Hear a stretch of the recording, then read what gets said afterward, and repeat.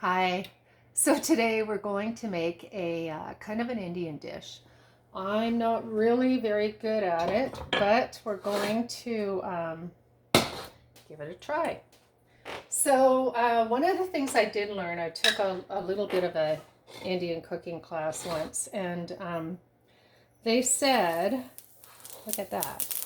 They said to, that might be a little too high, to put the seeds in the oil to hear them sizzle, like to bring the flavors out. And so they said that seeds go in the oil and that powders go in liquid. So like if you're adding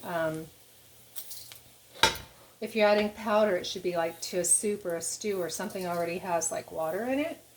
And otherwise to use these seeds in an oil. Maybe I'll turn that a little bit up again. So I've just got a little bit of olive oil. I'm actually using coconut oil. I should probably be using olive oil, but I didn't have any olive oil, so I used coconut. So I'm trying not to let it get too hot. Anyway, I just threw in some cumin seeds. I'm going to throw a few more in. And that was coriander that I put in. And the other one that I was going to put in was mustard seed, but you know what? I don't think I have any. I forgot. That's okay. You could put mustard seed if you want. And so what I might do is I'm just going to add a little bit of mustard powder afterwards. Okay, so anyways, so we get this going to where the seeds start to pop and it becomes very aromatic. And what I'm going to do is just add like some chickpeas, some regular green peas, and some a little bit of chili here. Chili seeds, make it spicy, and some garlic. But I want to turn that down because I don't really want the vegetables too cooked. But I do want the tomatoes pretty cooked. I'm going to add some diced tomatoes here. Wow, I guess that was a little warm. Always good to test your temperature somehow. I never get your oil too hot, so there you go. So I'm going to get the tomatoes in there like that. And that's funny because that was on low, but anyways, it's, you know, things just happen like that. And it's all good, nothing's burnt. So I'm going to put together the garlic here and add the garlic. And then I'll be adding some onions, and it's actually a pretty easy dish to do. If you want, what you can do is you can add some garam masala if you have some, and I think I will do that since I'm missing the mustard seeds. Okay, so just cutting up the garlic. Garlic's so good for you. It's antiviral. It just does everything, you know, everybody knows how good garlic is for you. So it's just not only the most amazing flavor, but the most amazing medicinal properties. I'm just going to use half an onion, I don't think, or half of a half, I should say. I don't really want to have a ton of onion in here. Okay, so I'll just set that aside there. And put that in. There we go. And I'm going to add, actually I am going to turn this up now. It's always a tricky thing, that getting the heat right.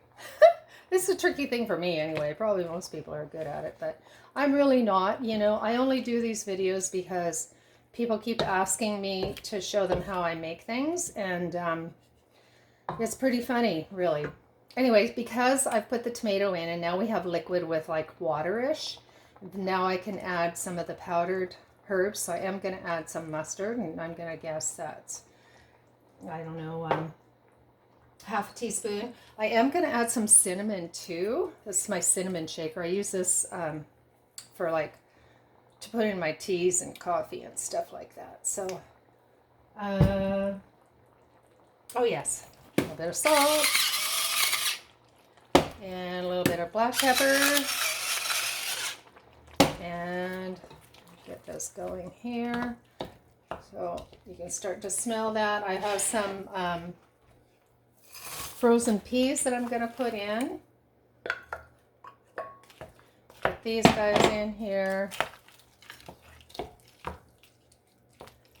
And of course your chickpeas are always a really good thing to throw in. Oh, the turmeric is always amazing. And a great thing to put in. So I put the pepper in to activate the turmeric. And so I am going to turn this high. And then I had a sweet potato in the fridge, so I cooked that up. So I'm going to just drain that off and add that to it as well. So that's that.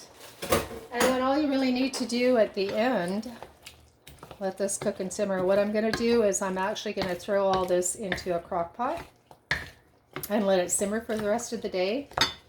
And I am going to add coconut milk to it. I don't really want the whole watery part of it. I just want the top part. So always so interesting working with coconut milk. Is one of my favorite things to work with. And so that's going to make it look like that. Probably, oh, you know what else I'm going to do? I don't want to bore you with the whole entire waiting for it to cook. But I am going to also put more garlic in.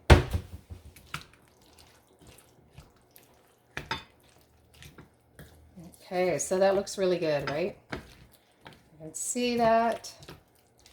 It's going to be amazing. So, you know, what you can do, because you really should have something raw with every meal, is what I could do is put in some raw spinach at the end, like just steam it to where it gets a little bit wilty, and just put it in when the liquid's hot and it just wilts a bit.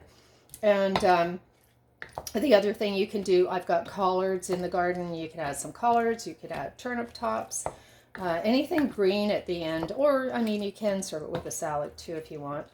But just to get something super fresh in here, because this is all cooked. So, yeah. So, and the other thing you could do if you wanted to, some people have a bit of a hard time with the raw or part of the onions, although they will cook in the crock pot. But you can always do those at the beginning too with the, you know, like in the oil with the cumin and stuff. Anyways, okay, so doesn't that look good? Alrighty, well that's that little thing, and then just put that in the crock pot, and then you can go out in the garden for the rest of the day, and dinner's ready. Enjoy.